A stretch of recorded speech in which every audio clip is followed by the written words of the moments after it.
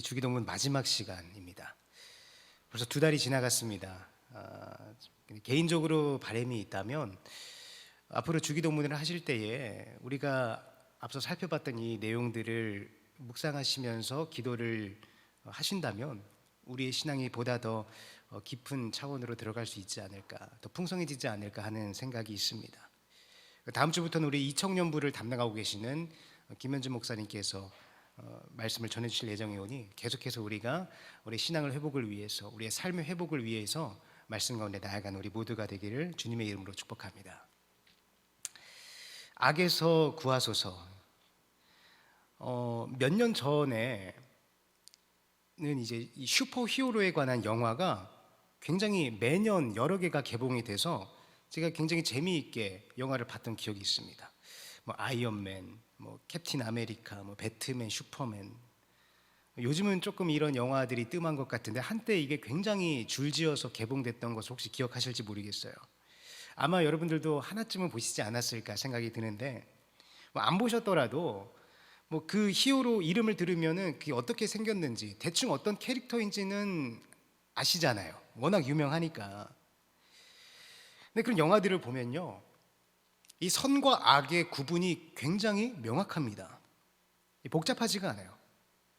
이 이마에 나쁜 놈이라고 써붙인 악당들이 나와서 이 세상을 막 어지럽히고, 여기에 맞서서 멋지고 힘세고 아주 신기한 능력을 가진 그냥 이 짱짱맨 히어로들이 나와가지고 그들을 물리치는 내용이 기록이 되어 있습니다. 기록이 아니라 이 내용이 이제 진행이 되죠.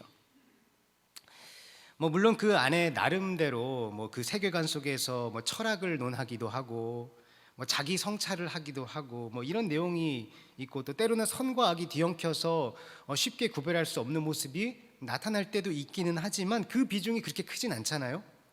이 사람들은 그런 히어로 영화를 보러 가면서 그런 걸 기대하지 않습니다. 그저 이 영웅들은 더 힘세고 더 멋지고 더 화려한 모습으로 나타나기를 기대하고, 악당은 더 악랄하고 더 못되고 그런 모습으로 나타나기를 우리는 기대하면서 가지 않습니까? 그래야 이 영웅들이 이 악의 세력을 무찌를 때 더 짜릿하고 더 쾌감이 있으니까. 자, 오늘은 이 마지막 시간, 주기도문 마지막 시간, 악에서 구하소서라는 제목으로 우리가 말씀을 나눌 텐데, 사실 우리가 외우고 있는 이 주기도문의 뒤에는요, 이 나라와 권세와 영광이 아버지께 영원히 있사옵나이다 라는 문구가 더 붙어 있죠. 근데 아마 여러분들이 가지고 계신 성경책의 그 내용을 보면 아마 거기에 대부분 괄호가 쳐져 있을 거예요. 그리고 혹시 그 주석이 달려있는, 해설이 달려있는 성경이 있으시다면은 거기에 대해서 어떤 사본에는 이 괄호 안에 내용이 없습니다 라고 아마 적혀 있을 겁니다. 그러니까 이 괄호 안에 있는 이 문구는 예수님께서 공식적으로 말씀해 주신 것이 아니라 이 사본에 따라서 어떤 데는 붙어 있고 어떤 데는 안 붙어 있다라는 겁니다. 이 왜 그러냐 하면은 이 당시 유대인들은 기도를 할 때 맨 뒤에 맺은 말을 덧붙이는 것이 일반적인 경우였습니다. 우리도 기도를 마칠 때 예수님의 이름으로 기도합니다, 이 문구를 붙이지 않습니까? 마치 이것처럼 그 당시 유대인들에게 기도 뒤에 붙였던 여러 가지 상용구들이 있었는데 이 괄호 안에 있는 내용이 그 상용구 중에 하나였다는 거예요. 그러니까 예수님께서 제자들에게 기도를 가르쳐 주셨던 그 상황에서는 이것을 말씀하셨던 것이 아닌데, 제자들이 실제로 이 주기도문의 내용을 기도할 때는 맨 마지막에 의뢰했듯이 그 상용구를 붙여서 마무리를 했다는 겁니다. 그래서 어떤 사본에는 이게 돼 있고 안 돼 있다는 거예요. 누가복음에 있는 주기도문만 봐도 이 상용구가 없지 않습니까? 이걸 보면은 더 좀 의미가 확실해지지 않을까 하는 생각이 듭니다. 자, 그런 이유로 제가 뒤에 있는 이 맺은 말은 굳이 다루지 않고 오늘까지 내용을 나누고 주기도문을 마무리할까 합니다. 자, 앞서 거론해드린 영화처럼 우리를 둘러싼 환경 가운데에 선과 악이 명확하게 구분이 되어 있고, 또 우리에게 그 악을 응징할 수 있는 그 영웅들처럼 힘과 능력을 가지고 있다면 얼마나 좋을까요? 그런데 그건 영화일 뿐이고 우리가 실제로 겪는 현실의 문제들은 선과 악이 뒤엉켜 있습니다. 물론 성경을 보면, 말씀에 비추어 보면은 선과 악의 개념이 명확하기는 합니다. 무엇이었습니까? 하나님 중심이 선이고 하나님 중심이 아닌 것은 모든 것이 다 악인 거예요.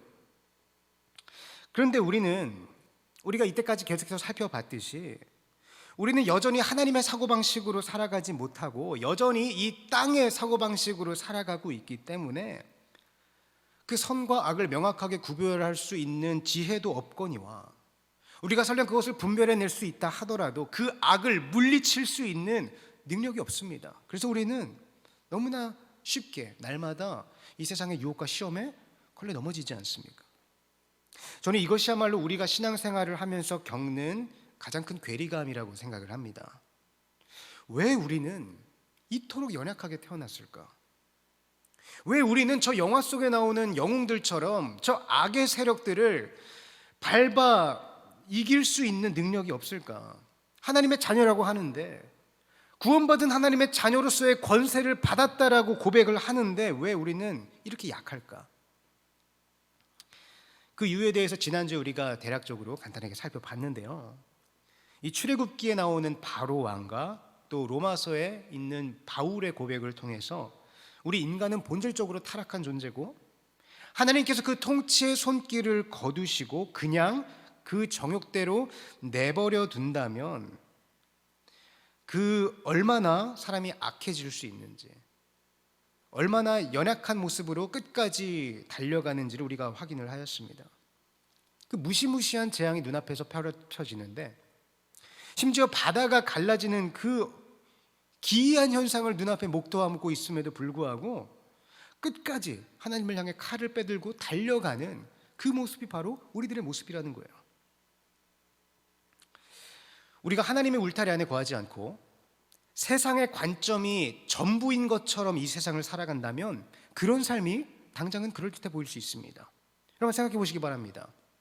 그 애굽의 군대가 중무장하고서 그 병거를 타고 이스라엘 백성들을 막 추격해 갈 때 세상의 눈으로 보면 누가 강자입니까? 바로의 군대죠. 아마 이제 이스라엘 백성들 저 사람들 다 죽었다 모두가 그렇게 생각을 했을 겁니다. 영화를 봐도 그렇잖아요. 처음에는 이 악당의 세력이 그냥 우세합니다. 이 세상을 당장이라도 집어삼킬 것처럼 위세를 떨치고 주인공들은 계속해서 패배를 하지 않습니까? 그러다가 결정적으로 전세가 바뀌면서 반전으로 승리하는 내용이 거의 다 영화의 전개 흐름 아니겠습니까? 하나님의 말씀을 이런 영화에 비유한다는 것이 조금 그렇긴 하지만 저는 마찬가지라고 생각을 합니다. 이 세상의 눈으로 보면요, 하나님의 말씀을 따라가는 성도의 삶은 보잘것없고 연약하고 우스워 보일 때가 참 많다는 거예요. 그러나 하나님의 통치의 손길로 인도하시는 하나님의 백성의 마지막은 절대로 실패로 끝나지 않는다는 겁니다. 주기도문의 마지막을 장식하는 이 내용이 바로 이런 내용입니다. 하나님, 우리를 악에서 구하여 주시옵소서. 지난주에 간단하게 언급을 드렸는데 여기서 말하는 악이 어떠한 것이었습니까? 단순히 추상적인 개념에서의 악한 것을 말하는 것이 아니라 악한 자라는 구체적인 대상을 지칭하는 것이었죠. 이 영어 성경 NIV 버전에는 마태복음 6장 13절이 이렇게 기록되어 있습니다. And lead us not into temptation, but deliver us from the evil one. 이 정도는 다 읽을 줄 아시죠? 말씀을 좀 띄워주시길 바랍니다. temptation, 유혹이라는 단어죠. 마귀의 공격을 말하는 겁니다. 하나님이 우리를 시험하시고 하나님이 우리를 연단하실 때는 temptation, 유혹이라는 단어를 쓰지 않으세요. 그러니까 이것은 마귀가 우리를 거꾸로 뜨리기 위해서 다가오는, 우리를 넘어뜨리기 위해서 다가오는 시험과 유혹이라는 겁니다. 우리는 이렇게 날마다 우리에게 다가오는 그 악의 세력과 싸워야만 하는 영적 전쟁을 벌여야만 하는 존재들인데 그 싸움 가운데에 우리는 날마다 엎치락 뒤치락 하면서 살아가고 있는데 하나님의 심판이 이르는 그 마지막 때에 우리가 그 사탄 마귀의 세력, the evil one이 아니라 하나님 편에 설 수 있도록 deliver, 옮겨달라는 겁니다. 여러분 이 표현에 주목을 해주시기 바랍니다. 우리가 직접 싸워서 승리를 하는 것이 아니라 하나님이 우리를 옮겨주시는 거예요. 세상은 점점 말세의 때로 다가가고 있습니다. 마치 바로의 때처럼 세상은 날마다 하나님을 향하여 칼을 뽑아들고 점점 악한 길로 빠져들고 있고 점점 더 시간이 지날수록 더해질 것입니다. 근데 하나님은요, 이 세상을 그 마지막 때에 하나님의 심판이 이르기 전까지 이 세상을 누르고 계십니다. 무엇으로 누르고 있느냐? 도덕, 윤리, 양심, 법률, 이런 것들로 이 세상의 악이 폭발하지 않도록 꽉 누르고 계신 거예요. 우리가 옆에 있는 사람이 아무리 밉상이고 보기 싫어도 왜 때리지 못합니까? 자, 먼저는 양심이 있죠. 아무리 그래도 그렇지, 아니야, 때리는 건 나쁜 짓이야. 근데 그 양심이 감당하지 못할 정도로 분노가 커질 때가 있어요. 그래도 우리가 왜 옆 사람을 때리지 않습니까? 법이 있으니까. 이 사람 때리면 어떻게 돼요? 법적 조치를 가야 되는 거 아닙니까? 결국 그걸 못 참고 한 대 때리면 어떻게 됩니까? 경찰서 가는 거죠. 자, 이처럼 이 세상은 점점 더 악한 세상으로 가고 있지만 이 악이 폭발하지 않도록 하나님께서 최소한의 기준을 세워 놓으셔서 이 인간의 세상이 유지되도록 만들어 놓으셨는데, 이것을 신학적인 용어로 common grace, 일반 은총이라고 말을 합니다. 그러니까 하나님을 믿는 성도들에게는 아주 특별한 은총, 구원을 선물해 주셨지만 예수를 믿지 않는 사람이라 하더라도 이 땅을 살아갈 수 있도록 일반 은총을 허락하여 주셔서 이 세계가 운행될 수 있도록 하나님께서 허락하셨다는 거예요. 제가 신학교에 공부를 하면서 어떤 책을 읽었던 기억이 있는데 거기에 이것과 관련해서 아주 흥미로운 내용을 본 적이 있습니다. 성경에는요, 언젠가는 이 하나님께서 이 마지막 보루인 common grace, 일반 은총을 거두어 버리실 날이 반드시 온다는 거예요. 지난주에 살펴본 바로 왕의 모습이 바로 그 모습 아니겠습니까? 하나님의 통치가 거두어져 버린 인간이 얼마나 하나님을 대적하게 되는가. 자, 그런데 하나님께서 언젠가 그렇게 한 개인이 아니라 이 온 우주를 상대로 그 커먼 그레이스를 거두어 가실 날이 온다는 거예요. 자, 그럼 어떻게 되겠습니까? 악이 걷잡을 수 없도록 폭발을 하겠죠. 하나님을 대적하는 모든 세력들이 들고 일어나서 정말 혼란스러워질 것입니다. 자, 그때에 그 모든 세력들이 하나님을 대적하는 마지막 전투, 최후의 날이 온다는 거예요. 자, 요한계시록 16장 16절에 보면 이렇게 기록이 되어 있습니다. 자, 새 영이 히브리어로 아마겟돈이라 하는 곳으로 왕들을 모으더라. 아마겟돈이라는 말을 들어보셨을 겁니다. 영화 제목이기도 하고 흔히 우리가 세상의 종말을 뜻하는 단어로 사용을 하죠. 이게 성경에서 나오는 단어입니다. 이 아마겟돈은 뜻을 그대로 풀어보면은 무깃도 산, 무깃도 골짜기라는 의미예요. 그런데 이 무깃도 골짜기는요, 구약에서 아주 중요한 전투가 여러 번 펼쳐졌던 그런 장소입니다. 열왕기하 9장 27절에 이렇게 기록되어 있습니다. 유다의 왕 아하시아가 이를 보고 정원의 정작길로 도망하니 예후가 그 뒤를 쫓아가며 이르되 그도 병거 가운데서 죽이라 하며 이블르함 가까운 구르비탈에서 치니 그가 무깃도까지 도망하여 거기서 죽은지라.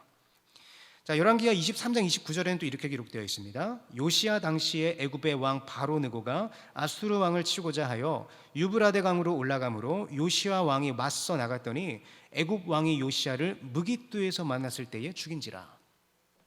자, 이처럼 무깃도는 이스라엘 역사에서 중요한 장소가 많이 치러진 장소이기 때문에 이 나라의 운명을 건 아주 중요한 전쟁을 의미하는 상징적인 단어인 겁니다. 그래서 이 요한계시록에서는 이 마지막 때를 설명하면서 상징적으로 우리가 무깃도 산에서 전투를 그 마지막 전투를 할 것이다라고 상징적으로 이제 표현을 하는 겁니다. 그런데 굉장히 흥미로운 것은요, 방금 우리가 살펴본 구약의 구절들에서도 이것이 그대로 드러나는데 이스라엘 역사 속에서 무깃도 골짜기에서 치렀던 중요한 전투들은 대부분 이스라엘 백성들이 크게 패배한 적이 많다는 거예요. 그러니까 무깃도는 이스라엘 백성들에게 있어서 승리의 상징이라기보다는 패배와 비극에 더 가깝다는 겁니다.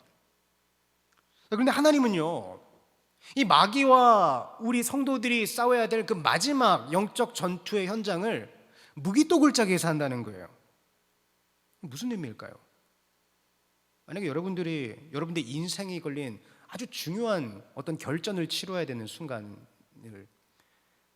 해야 되는데, 내가 맨날 졌던 장소, 내가 맨날 실패했던 장소에서 그 접전을 치러야 된다면 여러분 기분이 어떻겠습니까?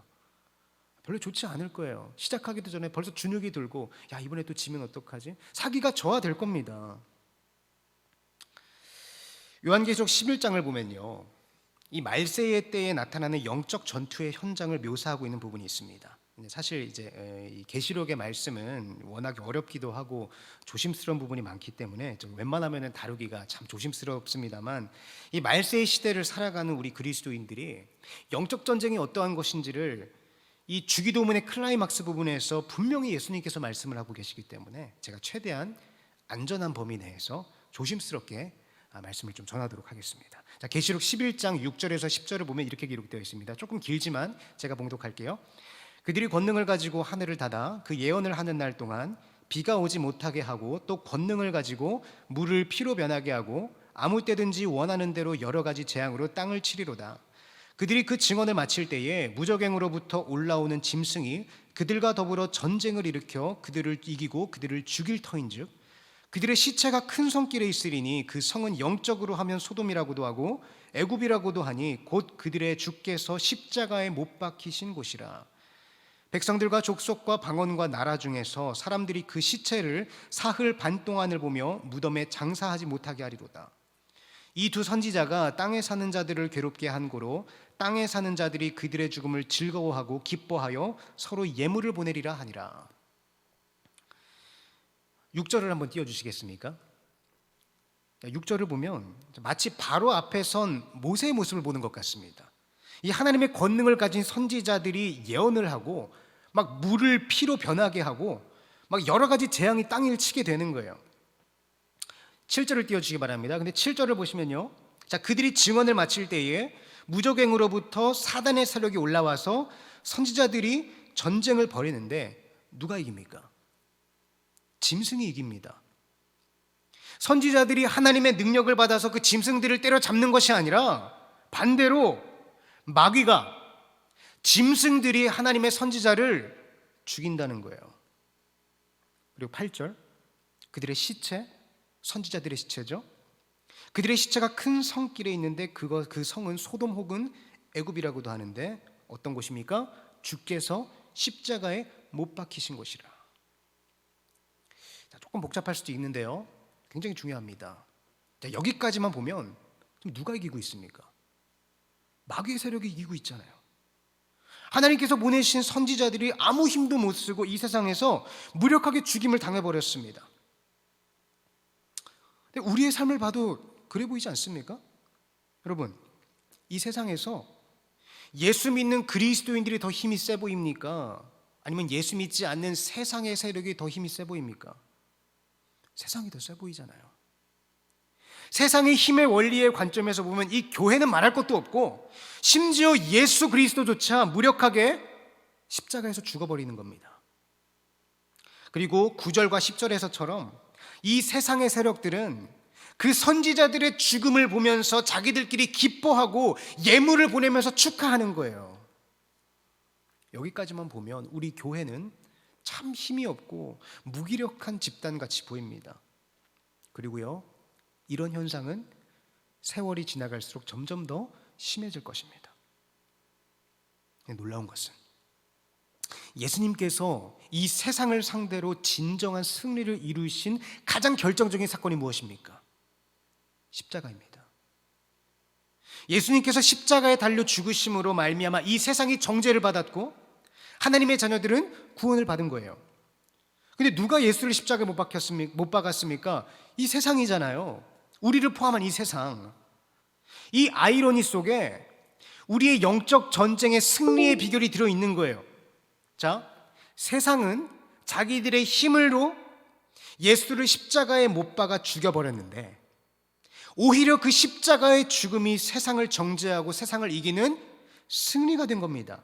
이게 무슨 말이냐면 하나님께서 이 세상을 이기시는 방법은 아이언맨이나 슈퍼맨처럼 그 세상의 세력의 힘보다 더 큰 힘으로 그 세상을 찍어 누르는 것이 아니라 오히려 그 세상의 힘 앞에 무력하게 죽어버리는 것이었다는 거예요.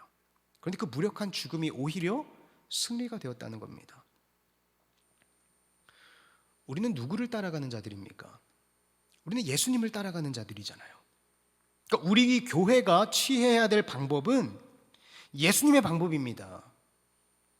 예수님께서 세상보다 더 큰 힘으로 세상을 찍어 누른 것이 아니라 오히려 세상에게 비참하게 무력하게 죽임을 당했을 때 승리를 했던 것처럼 우리도 이 세상의 더 높은 자리에 올라서 세상을 찍어 누르는 것이 아니라 예수님처럼 이 세상에게 무력하게 죽임을 당해야 된다는 거예요. 그래서 우리는 이 땅에서 그렇게 양보하고 손해보고 비웃음 받고 고난 받으면서 살 수밖에 없는 존재라는 겁니다.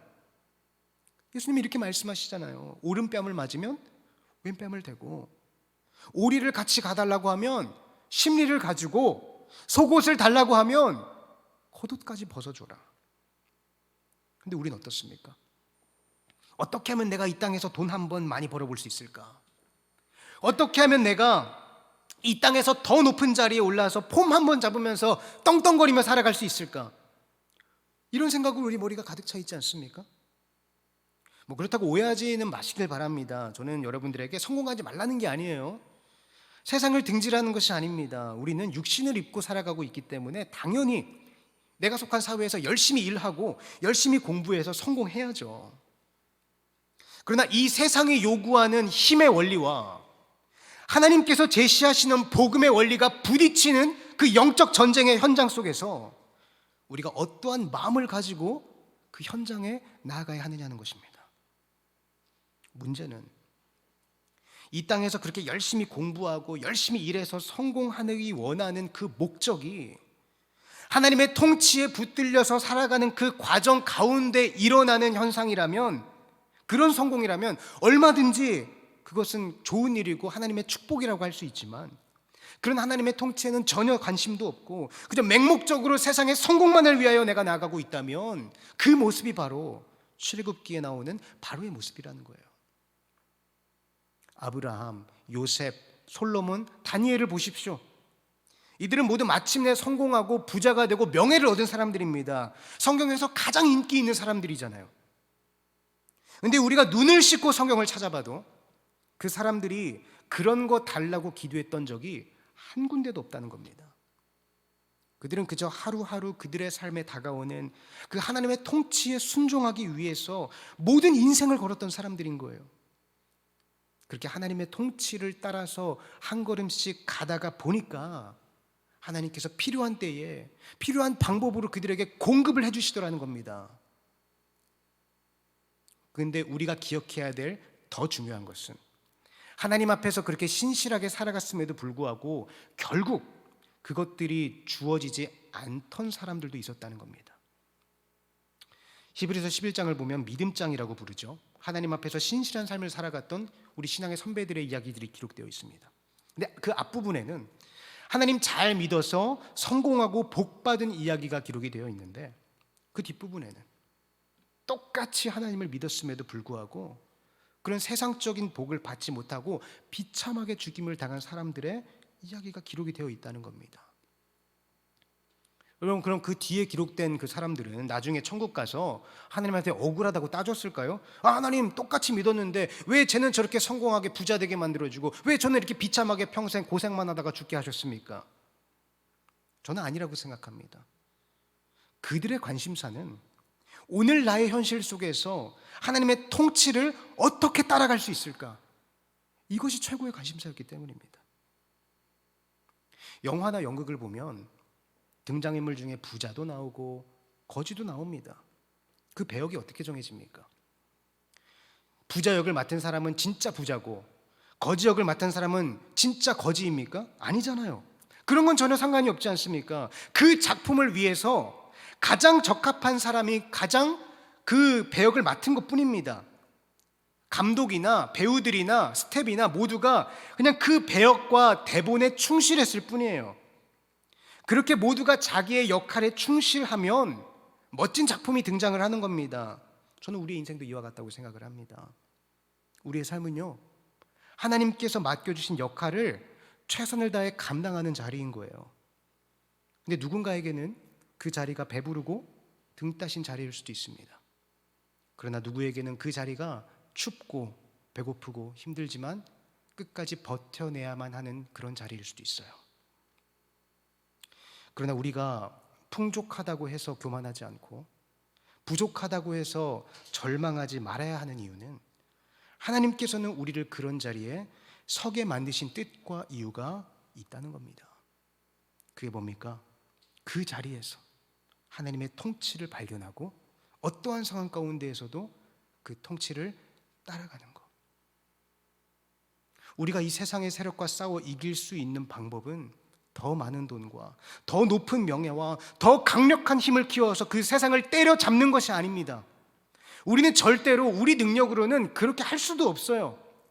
우리가 영적 전쟁에서 승리할 수 있는 방법은 나의 삶의 자리에서 하나님의 통치를 날마다 발견해 나아가고 그 통치에 나를 맡길 때에 그 하나님의 통치가 나를 악의 자리에서 하나님의 자리로 deliver, 옮겨주시는 겁니다.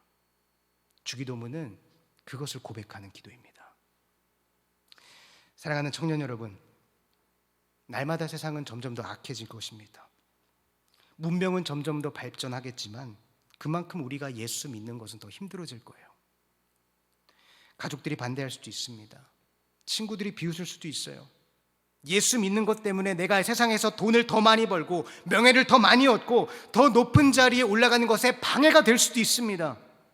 이것이 우리가 날마다 치러야 될 영적 전쟁의 현장인 겁니다. 그러나 여러분, 이런 부딪힘이야말로 우리가 하나님의 자녀라는 증거입니다. 날마다 닥쳐오는 시험에 쓰러지지 말기를 바랍니다. 여전히 부족하지만, 여전히 어렵지만, 그러나 세상과 부딪히는 것을 두려워하지 마세요.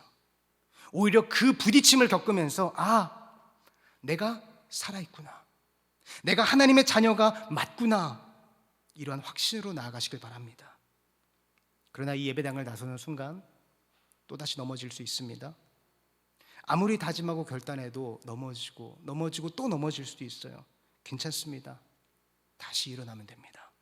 말씀드리지 않았습니까? 우리가 수십 번, 수백 번 실수하고 넘어지는 이 모든 대가를 이미 예수님께서 십자가에서 치르셨습니다. 그 십자가를 기억하는 이 사순절을 보내면서 여러분의 삶에 날마다 악에서 건지시는 그 하나님의 손길을, 그 하나님의 통치를 경험하시기를 주님의 이름으로 축복합니다. 함께 기도하겠습니다. 우리 시간 합심해서 기도하며 나아갔으면 좋겠는데요, 이 시간 주신 말씀을 기억하며 이 2달 동안 우리가 주기도문의 내용을 하나하나 살펴보면서 이 기도가 얼마나 깊은 의미를 가지고 있는지, 내가 이제는 어떻게 이 주기도문을 드려야 될 것인지를 묵상하고 고민하였습니다. 하나님, 이 주기도문을 통하여 하나님이 어떠한 분인지 분명하게 깨달았습니다. 내가 하나님 앞에 어떠한 존재인지를 분명히 깨달았습니다. 이제는 이 기도를 그저 주문처럼 외우는 것이 아니라 날마다 나의 삶을 통치하시는 그 하나님의 손길을 구하면서 무뎌지고 무너진 나의 신앙을 회복시키고 나의 기도를 회복시키는 귀한 복음의 말씀으로 내 마음에 심겨지게 하여 주시옵소서. 날마다 우리 삶에 일어나는 영적 전쟁 속에서 하나님의 자녀로 살아가게 하시고, 하나님 날마다 나를 악에서 옮겨주시옵소서. 우리 함께 이 말씀을 묵상하시면서 함께 합심하며 기도하며 나아갑니다. 기도하겠습니다. 하나님 감사합니다. 하나님, 주님께서 친히 주신 이 주기도문의 말씀을 붙들고 하나님, 내가 날마다 하나님의 통치 가운데 나를 맡기며 살아가기를 간절히 소망합니다. 하나님, 나의 기도가 하나님께 올려지는 나의 마음을 담은 긴지한 신앙 고백이 되기를 간절히 원하오니, 하나님, 이제는 내가 하나님의 통치를 따라가기를 원합니다. 나의 삶에 하나님의 손길이 느껴지기를 간절히 원하고, 내가 하나님의 마음을 아버지께 닫고 하나님의 얼굴을 발견하며 하나님의 음성을 듣는 귀한 시간들이 될 수 있기를, 하나님, 우리에게 주어지는 이 신앙의 요소들을 허투루 보내지 아니하게 하시고 낭비하지 아니하게 하시고 그냥 흘려보내지 아니하도록 하여 주시옵소서. 하나님, 코로나 시대, 예수 믿기 어려운 시대입니다. 교회 나오기도 어려운 시대이고 신앙생활하는 것이 너무나 어려운 시대입니다. 하나님, 사랑하는 우리 청년들의 심령 가운데, 이 젊은 날의 심령 가운데, 이들의 심장 가운데 다시 한번 주의 복음이 심겨지게 하시고 주님의 통치가 이들을 이끌어 나가게 해 주시옵소서. 하나님, 억누르지 않게 하시고 무뎌지지 않게 하시고 넘어지지 않게 하여 주시옵소서. 우리 안에 다시 일어날 수 있는 힘과 용기를 허락하여 주시고 우리 안에 용기하여 주셔서 희망하게 하여 주시옵소서. 사랑과 은혜의 하나님, 그리고 정의와 공의의 하나님, 이 시간 고개 숙여 하나님의 이름을 구하는 우리에게 하나님의 통치가 임하기를 간절히 소망합니다. 이 중요한 청년의 때에 하나님을 알게 하시고 복음을 듣게 하시고 하나님 앞에서 나의 삶을 결단할 수 있게 하심을 감사합니다. 그러나 날마다 일어나는 영적 전쟁의 현장 속에서 우리는 너무나 쉽게 쓰러집니다. 아니, 심지어는 내 삶에서 영적 전쟁이 지금 일어나고 있는지조차 모른 채 그저 세상에 휩쓸려 살아가기 바쁠 때가 너무나 많습니다. 이제는 우리가 주님께서 가르쳐 주신 기도를 날마다 마음에 품고 신앙의 회복을 꿈꾸고 기도의 회복을 꿈꾸며 날마다 하나님께 사로잡혀 살아가기를 소망합니다. 우리가 그 하나님의 손길을 발견할 수 있도록 우리의 눈과 귀를 열어 주시옵소서. 감사드리며 예수님의 이름으로 기도드립니다. 아멘.